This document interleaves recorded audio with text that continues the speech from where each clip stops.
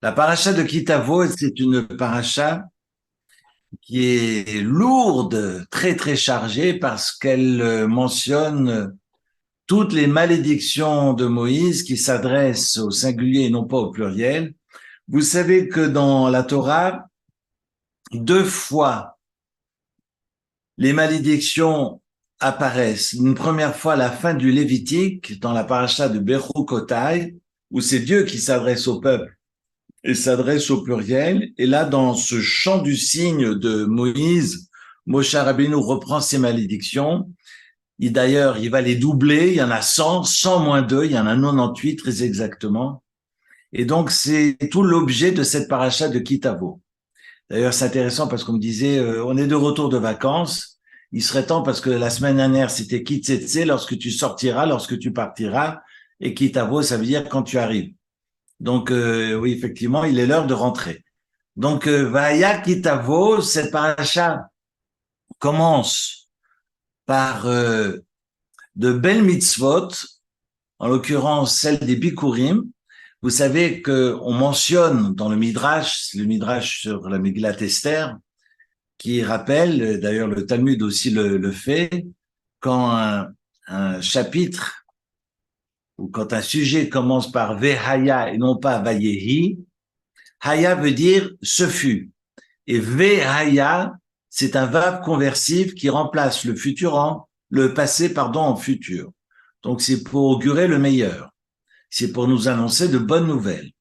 En revanche, si c'est marqué Vayehi, comme Bimei Shoftim ou bien Vayi Bima Achashverosh, comme dans l'histoire de la reine Esther, quand c'est marqué Vayehi et ce fut, Yehi veut dire sera, mais Vayehi transforme le futur en passé et donc se traduit par et ce fut et annonce des, des malheurs, annonce plutôt des événements funestes et c'est le cas avec l'histoire de Haman.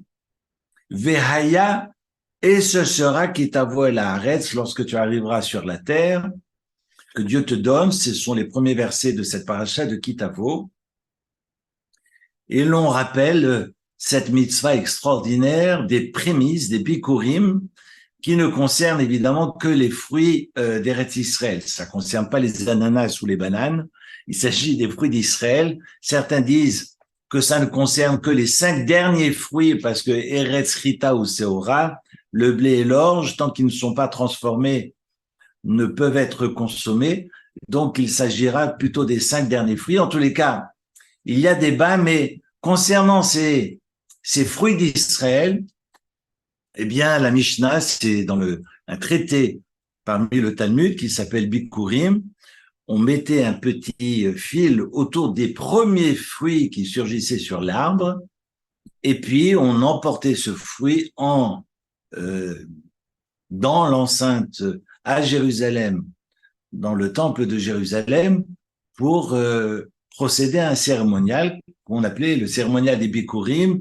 Ça commençait à partir de Shavuot, c'est pour ça que la Pentecôte est appelée Chag HaBikurim durant tout l'été jusqu'à maintenant, jusqu'à la fin de Elul. Et on sait que c'est marqué Réchit Kol Peri Adama, au verset 2, tu prendras les prémices, le début, et curieusement, la Torah, nos sages nous enseignent que dans la Torah, c'est le mot, quand il apparaît la première fois, la première occurrence de ce mot-là, qui va donner le tempo pour l'ensemble des fois où ce mot apparaît dans le texte biblique. Je m'explique. Vu que Réchit, la première fois où le mot Réchit apparaît dans le texte, vous le savez très bien, autant que moi, c'est Bereshit. Et ce mot Réchit, d'ailleurs, Rachid nous dira, c'est pour la Torah, c'est pour Israël. Si la Torah n'existe pas, évidemment, le monde n'a plus de sens. Et je le transforme en tohu bohu, je le remets dans son état d'avant, originel. Et donc, ce réchit va apparaître à ce moment-là. Il y a une notion de responsabilité dans ce Bereshit. C'est pour le réchit que Dieu créa le ciel et la terre. Et ce réchit-là va apparaître 3 fois parce que à 3 reprises, je vais devoir apporter les fruits où je vais devoir faire un prélèvement. On mentionne ce mot réchit sur la chala, à la fin de la paracha de Shlach Lecha. On sait que je dois faire réchit, arisotechem, prendre les prémices de la pâte pour l'apporter au prêtre. Je dois également prendre réchit des maasrot, et la dîme est appelée également réchit, et puis réchit aussi des fruits. Et ce sont ces premiers fruits. J'ai un figuier dans mon jardin. La première figue, je fais un nœud autour et je prends cette figue et je l'amène en Israël. Je l'amène à Jérusalem, je précise.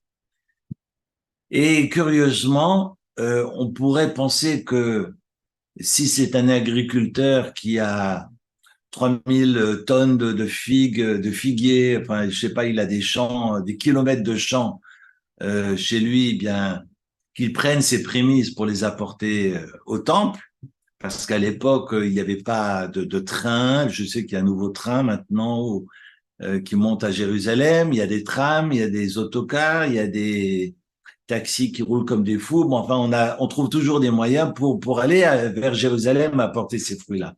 Mais à l'époque, j'étais obligé de fermer boutique pendant 3 semaines. Alors, imaginez ce que ça représente de faire mes boutiques. Alors, quand je suis agriculteur, j'ai mes employés qui continuent à vendre des figues. Puis moi, je prends ma figue, je l'amène en Israël. Mais imaginez, par exemple, je suis psy. Je donne un exemple parmi les autres. Imaginez, vous êtes psy, vous avez un cabinet, et que par hasard, vous avez un figuier dans le jardin. Vous prenez votre figue, vous fermez le cabinet pendant 3 semaines et vous marchez jusqu'à Jérusalem. C'est dire, imaginez le temps que prend cette montée, on monte à Jérusalem. Et puis d'en revenir, le temps que ça prend pour une figue, un agriculteur, je peux comprendre, mais le pauvre médecin qui a une figue à apporter à Jérusalem, à quoi bon chômer pendant 3 semaines? Et le Midrash, d'ailleurs c'est le Midrash Tanchuma, c'est un des plus les plus pas anciens, mais les plus contemporains, c'est tardifs, c'est le mot que je cherchais. Parmi les midrashim, les explications homilétiques les plus tardives parmi tous les midrashim, qui s'appelle Midrash Tanchuma de Rabbi Tanchuma Baraba, qui était un Amora qui habitait en Israël. Et sachez que le Tanchuma raconte et souligne qu'au moment où j'apportais ma figue, une voix céleste, c'est pas le Cohen, parce qu'aujourd'hui, vous savez bien que on prend l'avion si on veut la bénédiction de Hadmour. Si vous avez un rabbin qui vous est cher et que vous savez que ces bénédictions vous portent, eh bien, vous traversez, vous allez non pas jusqu'aux Indes, mais vous allez jusqu'en Israël pour avoir cette bénédiction qui vous donne la bracha pour l'année entière.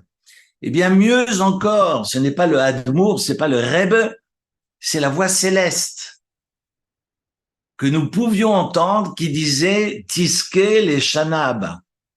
Ken Tiske les Shana Haba, ainsi, à la revoyure, on se revoit l'année prochaine. Ça sous-entend que cette année qui arrive, je ne vais pas mourir et je bénéficie de la santé pour l'année qui arrive. Jusqu'à la prochaine fois. C'était un chèque, mais signé pour 1 an. Alors, imaginez, on peut vivre éternellement comme ça. Alors, nos sages expliquent que les années de Shemitah, les années de Jacher, vu que mon champ ou mes armes ne m'appartiennent pas, n'importe qui peut venir se servir chez moi. Il peut toujours essayer, j'ai un gros chien. Non, c'est pas vrai. Mais n'importe qui peut venir se servir. J'ai pas de maison, je vous rassure.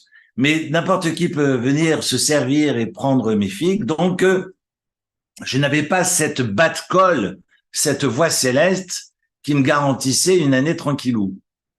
Donc là, effectivement, si Dieu veut me prendre, il pourrait me prendre durant cette année-là. Bon, enfin, nos sages nous enseignent qu'il y avait d'autres moyens pour le bon Dieu de nous emporter. Un pied cassé, par exemple, c'est un exemple parmi d'autres. Donc du coup, je peux pas aller à Jérusalem. Si j'ai le pied cassé, eh bien, j'ai pas cette tisquée les shana à bas qui me garantit une année tranquillou à venir. Et donc, effectivement, il peut y avoir quelques réserves. Mais tout ça pour vous dire qu'il n'y a pas dans la chala et il n'y a pas dans les maasrot, les dîmes, cette voix céleste qui vient me dire, ah, tu viens soutenir les prêtres, tu as donné ton argent aux Kohanim, aux Lévi'im, et donc je te garantis une année de bonheur et de joie. Non, c'est uniquement pour les Bikurim. Extraordinaire. Pourquoi pour les prémices, même pour un petit fruit? Je peux l'entendre pour les agriculteurs, comme je le mentionnais, mais ce pauvre médecin qui est obligé de fermer son cabinet 3 semaines, ah ben, il va le faire parce que au moins il est tranquille pour l'année qui arrive. Pour un fruit, un petit fruit rikiki, il vient avec sa figue pourvu qu'elle tienne durant les 3 semaines sous le cagnard, et donc il arrive avec sa figue à Jérusalem.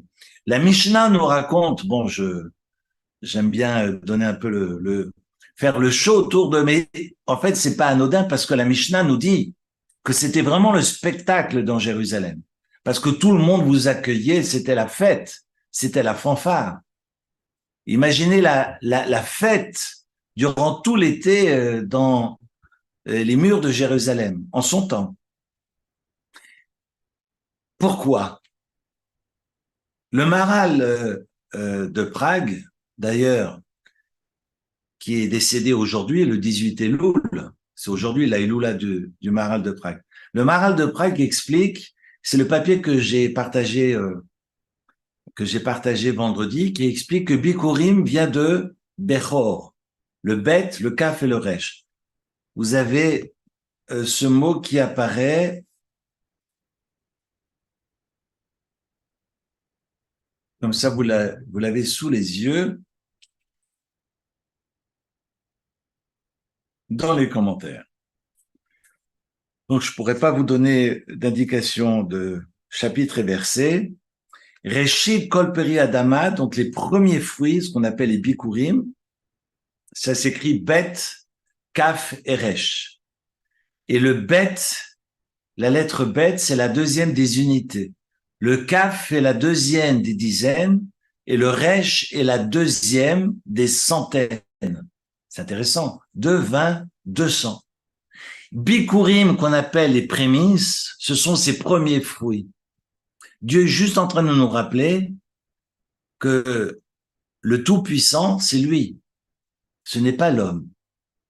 Et j'ai envie de vous dire, je radote ainsi comme ça toutes les semaines, que Dieu constamment dans toute la Torah nous rappelle que nous sommes les créatures, nous ne sommes pas les créateurs. Notre rapport à la toute-puissance, qui parfois, c'est si difficile, d'ailleurs plus pour l'homme que pour la femme, de recouvrer, de retourner à sa place de créature et de cesser de se prendre pour le créateur, d'être dans le tout contrôle.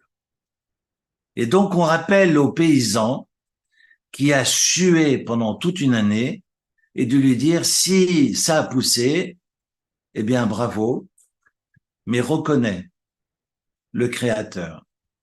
Quand tu reconnaîtras, quand tu t'inclineras devant Akadosh Baruch Hu, tu pourras profiter avec plaisir et consommer tes fruits. J'ai envie de dire, ça me rappelle Poulidor d'ailleurs, parce que le Poulidor, il était toujours second. Mais certains m'ont une fois raconté parmi les aînés des marronniers que volontairement il arrivait deuxième. Je ne sais pas si c'est vrai, mais qu'il faisait tout pour ne pas arriver le premier parce qu'il était en mesure d'arriver le premier, mais enfin bref, j'ai envie de croire que qu'il faisait quand même l'effort d'arriver premier, mais on rappelle simplement à l'être humain qu'il n'est que le Poulidor finalement de l'histoire et qui peut pas se croire tout puissant. C'est un peu ce rapport au Bikurim. Les Bikurim nous rappellent que nous sommes que les créatures de Dieu.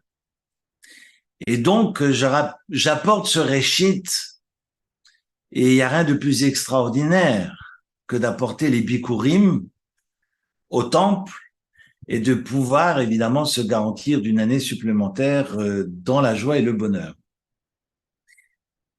Vous avez évidemment ce rappel de l'histoire, ce n'est pas Bekochi, de par ma force, que ces plants, que ces vergers, que ces arbres ont donné leurs fruits, mais j'ai été esclave, Arami Oved Avi, Vayered Mitzrayma, Vayagor Sham, Bimte Mehat, c'est tout le verset 4, 5, 6, où nous rappelons l'histoire du peuple et qui nous a amené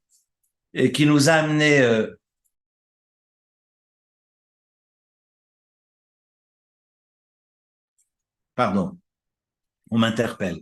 Et donc, qui rappelle l'histoire du peuple d'Israël, et que quand on prend conscience finalement de ce qui précède, on devient totalement acteur et on prend plein pouvoir, on prend le volant. Mais je ne peux pas prendre le volant si je ne reconnais pas ce qui m'a permis d'être à la place que j'occupe aujourd'hui, d'être qui je suis. Et c'est ainsi que j'arrive, selon les versets, à me constituer. En zecher el alma deate, il n'y a de souvenir que pour le monde qui vient, nous dit Nachman de Braslav. Donc je dois être conscient de mon histoire, de cette chalchelette. Je ne suis qu'un maillon de cette chaîne, et là je prends plein pouvoir de ma vie. Vous voyez, c'est un enjeu extraordinaire parce que je deviens dans cet empowerment, je deviens totalement acteur et décideur, mais uniquement dans la mesure où je reconnais ce qui me précède et qui me permet d'être là où je suis aujourd'hui. Ça, c'est le sens du rappel de l'histoire, de ces versets 4, 5 et 6.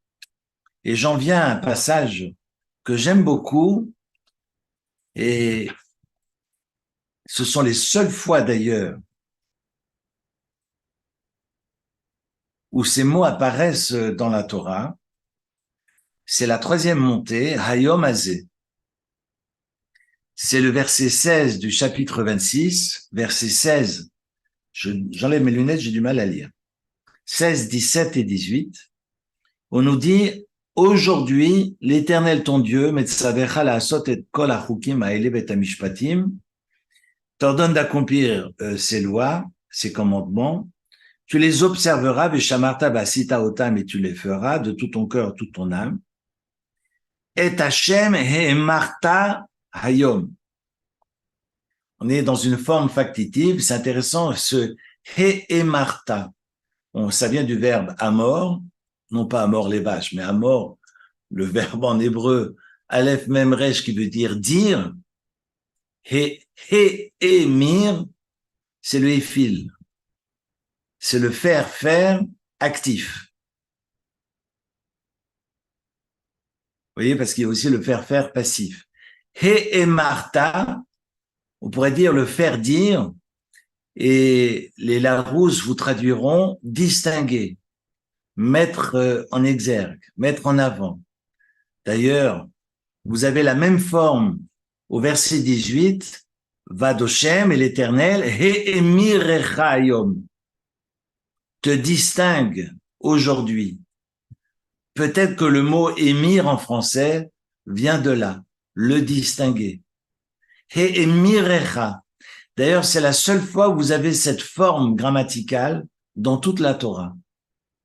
Et vous avez ces deux versets, 17 et 18, qu'on pense être deux versets totalement distincts, ou bien dans une relation de causalité, eh bien, c'est totalement faux. Et je reprends les versets. Et Hashem et Marta Ayom liot lecha l'Elokim ve'lalecha bidrachav. Dieu, que tu distingues pour être pour toi ton Dieu, ve'lalecha bidrachav, et de marcher dans ses voies, ve'lishmor chukav u'mitzvotav u'mishpotav lishmoa bekolo, pour observer ses commandements et ses lois, et d'écouter sa voix, VOX, Vadoshem, et l'Éternel, Hemirecha Ayom, Et je parle de causalité parce que Dieu ne te distingue pas parce que tu l'as distingué, et inversement. Très important d'entendre ces deux versets finalement n'en font qu'un.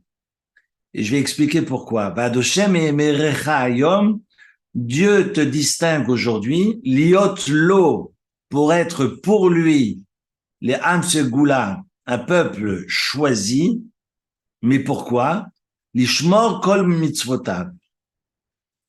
Il te choisit parce que tu dois observer, ou bien de par l'observance de ses lois.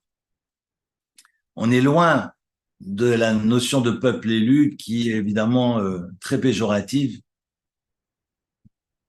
et souvent mal traduit.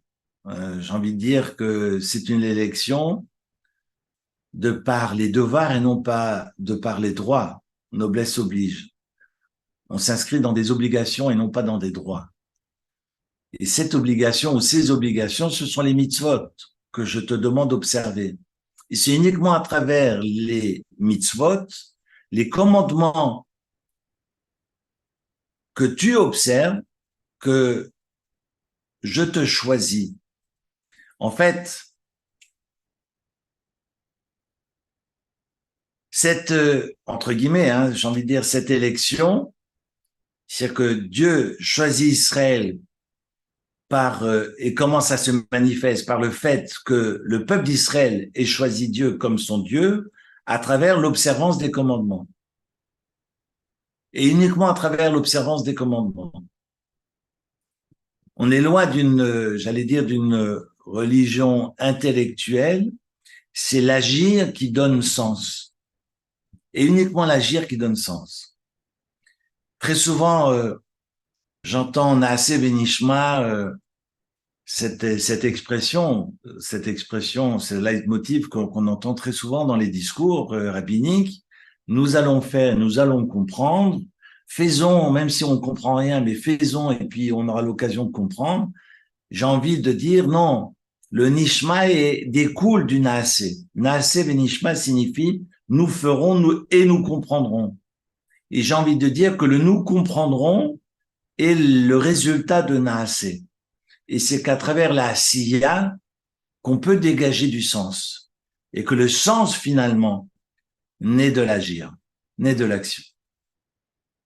On a ces deux versets qui sont, évidemment, ça mérite une heure d'étude et même une nuit d'étude, parce qu'on a deux expressions uniques dans toute la Torah, c'est Emirecha, cette distinction qui est une distinction qui ne peut s'inscrire qu'à travers les exigences attendues. J'ai envie de poursuivre avec la Tochecha, et donc on est à la fin du chapitre 27. La fin du chapitre 27, avant que l'on mentionne ce qui était clamé en haut du Har Gerizim et Har Eval, et ça mérite d'ailleurs qu'on s'attarde sur ces montagnes particulières liées à la ville de Shechem, également cette ville de Shechem qui est toujours la première ville que traversent nos patriarches, que ce soit Abraham, pas Isaac, parce qu'Isaac Yitzhak n'est jamais sorti d'Israël, mais on sait que Yaakov, quand il va quitter Israël et reviendra à l'âge de 97 ans, il passe par la ville de Shechem. Il va s'installer d'ailleurs à Shechem. La ville de Shechem, dans l'histoire biblique, évidemment n'est pas anodine et va connaître de nombreux événements par rapport à l'histoire d'Abraham, également de Yaakov et également plus tard. Et on associe donc Har Gerizim à Har Eval où est donnée la Torah. D'ailleurs, entre les deux, il y a quand même quelques jours de marche. Ils vont passer le Yarden, regarder le chapitre 8 de Josué, et ils se retrouvent tout de suite sur Har Gerizim et Har Eval. Ça aussi, c'est des passages qui méritent qu'on s'y attarde, et en rappelant également que les 3 lieux qui ont été achetés au prix fort, parce que c'est marqué Vayechan Sham, Yaakov a séjourné à Shechem pendant plus de 2 ans. Il n'est pas allé vers son père alors qu'il n'avait pas vu depuis tant d'années, mais il va encore rester 2 ans supplémentaires après être rentré en Terre Sainte à Shechem. Et que ces 3 lieux qui sont achetés au prix fort par nos aïeux, par les patriarches, que ce soit la ville de Marat Merpela dans la ville de Hebron, ou bien que ce soit Shechem qui est aujourd'hui Naplouse, ou Jérusalem, la montagne du temple, pour l'édification du temple, du Beth Amikdash, ce sont ces 3 lieux qui nous sont disputés aujourd'hui. Évidemment, c'est pas anodin et ça aussi, ça mérite une nuit entière d'études. Voilà. Alors, j'en viens à la fin du chapitre 27. Et à la fin du chapitre 27, curieusement, vous avez 11 malédictions. On en a parlé l'an passé, mais je vais reprendre ce passage. 11 malédictions qui ne sont pas intégrées aux autres malédictions. Sur ces 98, il y en a 11 qui sont écartées et qui sont mis en avant.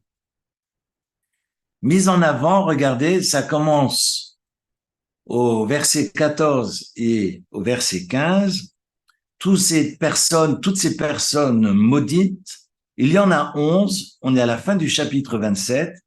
Les Lévites donc vont déclarer et diront à chacun du peuple d'Israël avec une voix forte, une voix haute, Bekol Ram, Harou Raïch, Harou veut dire maudit. On est au verset 15 du chapitre 27. Maudit soit l'homme, Asher Yaaseh Pesel ou Masecha, qui fera une forme gravée ou une forme fondue, et c'est un objet d'abomination pour Akadosh Baruch Hu. Maseh Yedeh Harash Vesamba Sater. Et cette œuvre, il la place en cachette. Il la pose dans un lieu que personne ne voit. Vanu Kol Ha'am, Amen. Je poursuis, c'est important. Je vais vous traduire directement. Verset 16. Maudit soit celui qui humilie son père et sa mère. Et tout le peuple dira Amen. Maudit soit celui qui déplace la borne de son voisin. Évidemment, il y a son jardin où les barrières sont là. J'arrive la nuit et je les déplace de quelques centimètres. Il n'en verra que dalle. Puis la fois suivante, je déplace encore un tout petit peu. Oui, après, évidemment, tant qu'il ne voit rien, je continue à pousser la borne, hein, je continue à pousser la barrière. Eh bien, celui-ci est maudit. Je poursuis, verset 18. Maudit celui qui égare un aveugle sur le chemin. Mashgé hiver badarer. Évidemment, il y a beaucoup de nafkaminot, comme on dit dans le Talmud. Il y a beaucoup de conséquences sur le plan de la halacha. Parce que de mettre un obstacle devant un aveugle, c'est comme si, par exemple, je vous disais, mange ça, c'est caché, alors que ça ne l'est pas, mais ça m'est complètement égal. Eh bien, je transgresse cet interdit de mettre un obstacle devant un aveugle, parce que vous ne savez pas que c'est pas caché. Je suis le seul à le savoir. Je suis maudit. Pour les mêmes raisons. Donc, vous voyez que les conclusions, enfin, ou les conséquences sur le plan halakha sont diverses et variées, mais sont, en tous les cas, nombreuses. Je continue. Verset 19. Maudit celui qui pervertit le jugement du guerre, du converti, ou bien de l'orphelin ou de la veuve, qui, évidemment, socialement, sont démunis. Et tout le peuple dit Amen.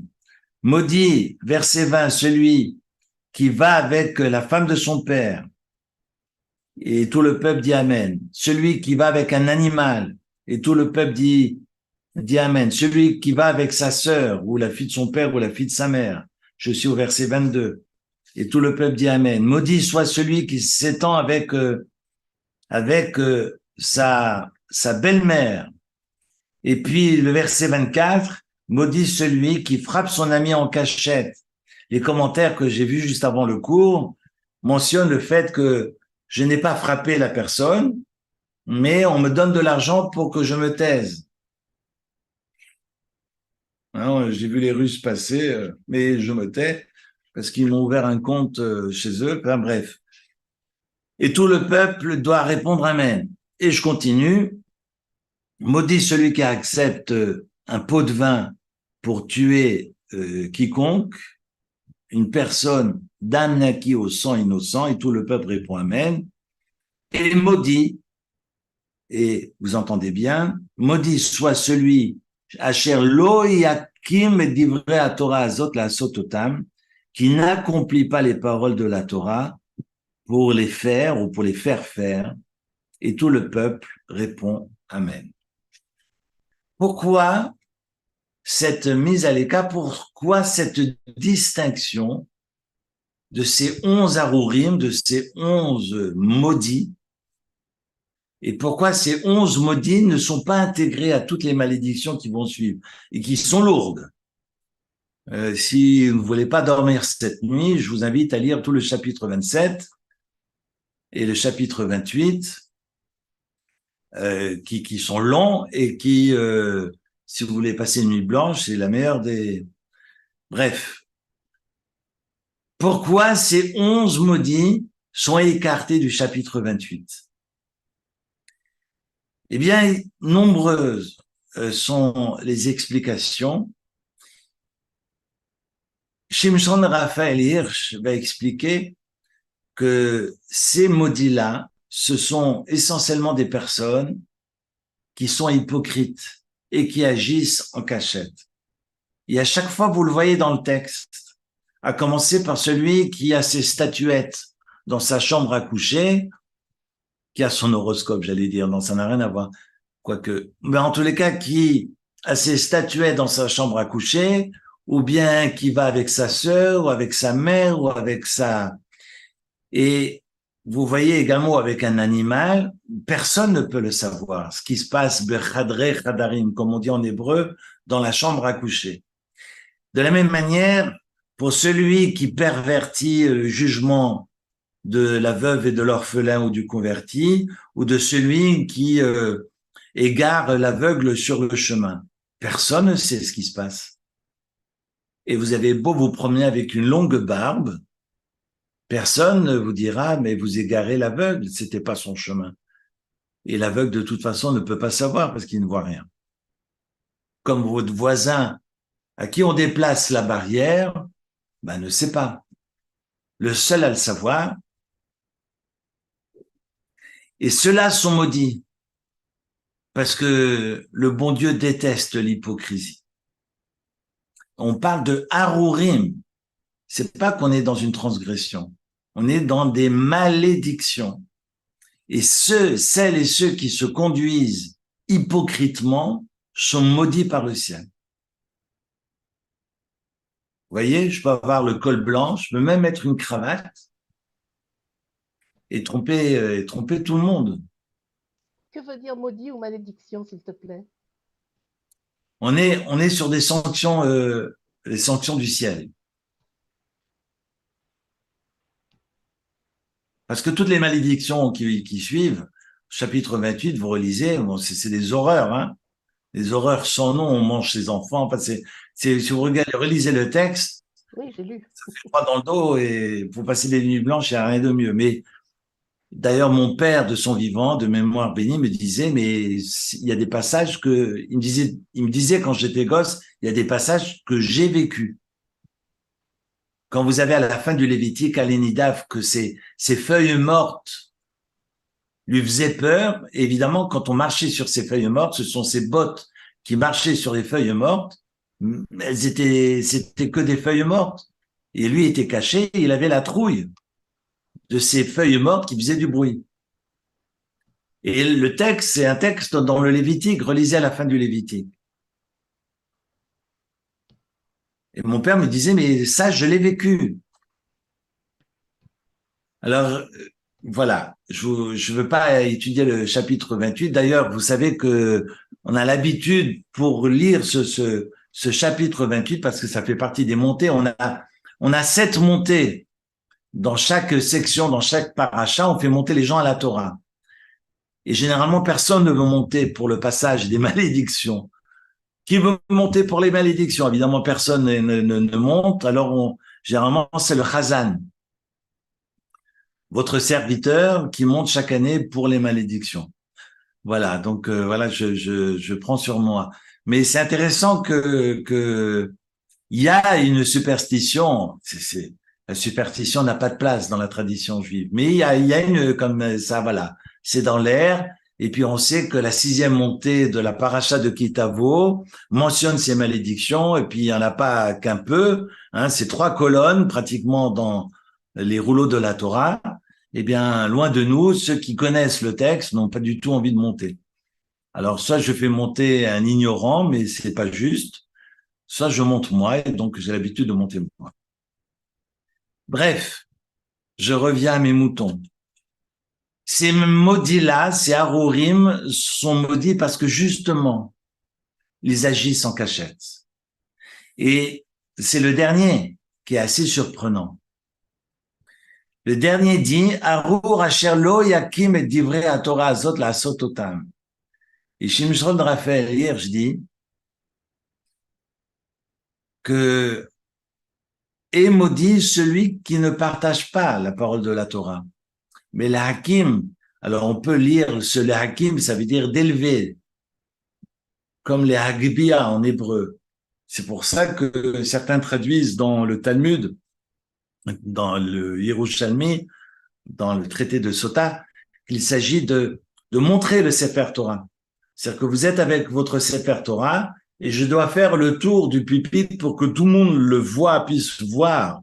Asher lo yakim, qui n'a pas élevé, qui n'a pas dressé la Torah. Je dois la redresser pour que tout le monde puisse la voir. Ça, c'est une traduction. Mais que veut dire alors Asher lo yakim, la sototam? Asher lo yakim et divrei Torah azot, qui n'a pas donc fait dresser, qui n'a pas fait accompli, qui n'a pas accompli ces paroles de la Torah, la sot otam, pour les faire, elles. Donc, il ne s'agit pas seulement de partager la parole de la Torah, mais également de faire cette parole. Et là, il y a quelque chose de très particulier parce que j'ai pris le Ramban avec moi.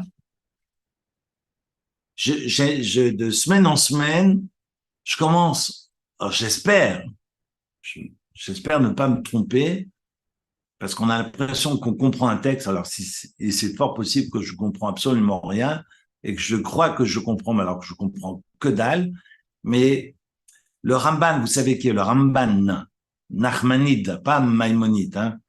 J'ai pris, je prends le soin à chaque fois qu'on mentionne un auteur, même si on les connaît, de rappeler un bout d'histoire. Je le fais maintenant le Shabbat après-midi, je le fais dans mes interventions. Je rappelle juste que le Ramban avait 10 ans quand le Maïmonide est décédé. Maïmonide est décédé en 1204. Le Ramban Nachmanide est décédé en 1270.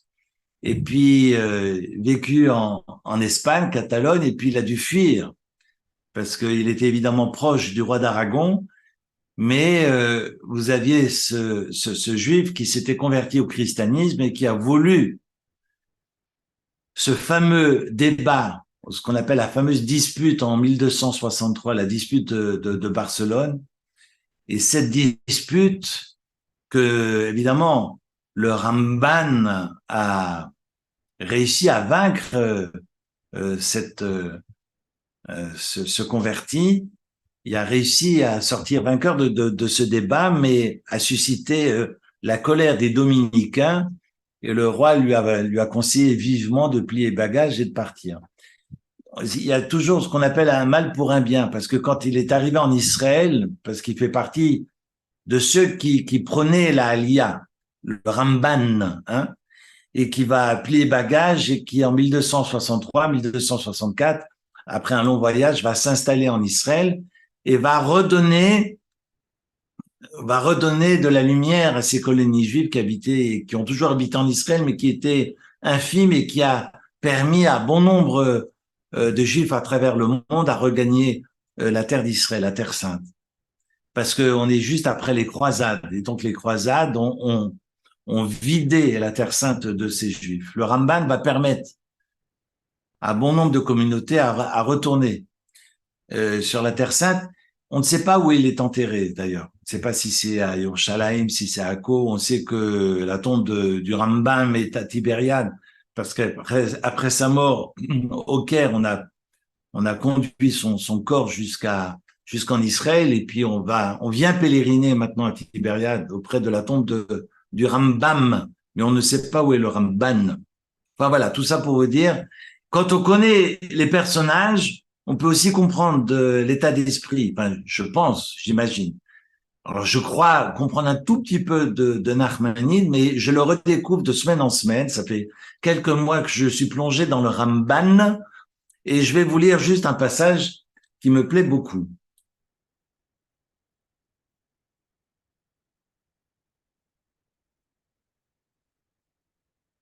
ידרשו בהקמה הזאת בית המלך והניסות שבידם להקים את התורה ביד המבטלים אותה.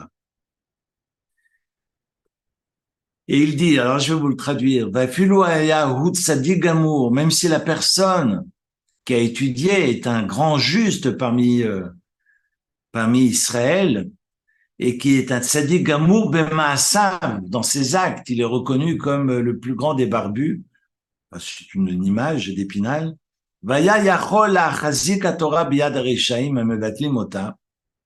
Et il pouvait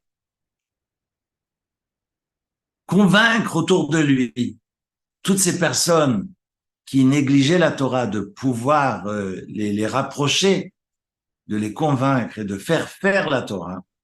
Et il ne le fait pas. Arezo Arour, celui-ci est maudit. Et quand la Torah parle d'une malédiction, c'est de cette malédiction. C'est pas seulement de partager une parole, mais c'est de faire. Si j'ai la possibilité de faire, évidemment, il y a à boire et à manger sur Internet, hein. Il y a des gens plutôt qui vous éloignent de la Torah qu'autre chose. Mais si on a la possibilité de faire, de par le discours, de par l'exemplarité, vaste problème. Raoul Kola Améharet, c'est le texte de Kitavo. Et tous les peuples verront que Dieu est sur toi. Ça veut dire quoi, Dieu est sur toi? Alors le Talmud nous enseigne qu'il s'agit des phylactères, des tefilines. Et Yareu Mimeka, et te craindront. Ça ne veut pas dire que je dois faire peur aux gens de par mes actes religieux, mais comme le traduisait mon père de mémoire bénie, ils te respecteront parce que tu inspireras le respect. C'est ça, Yareu Mimeka. Tu inspires le respect de par ton attitude. Parce que si je commence à vous dire, vous devez me respecter, c'est la fin des haricots. Je peux plier bagages et m'en aller. Mais le respect, ce n'est pas à dire. C'est de par un comportement que je l'inspire. C'est pas, je ne dois pas l'expliquer. Je dois l'inspirer. C'est ça ce Yareu Mimeka. Et si je ne travaille pas en ce sens-là,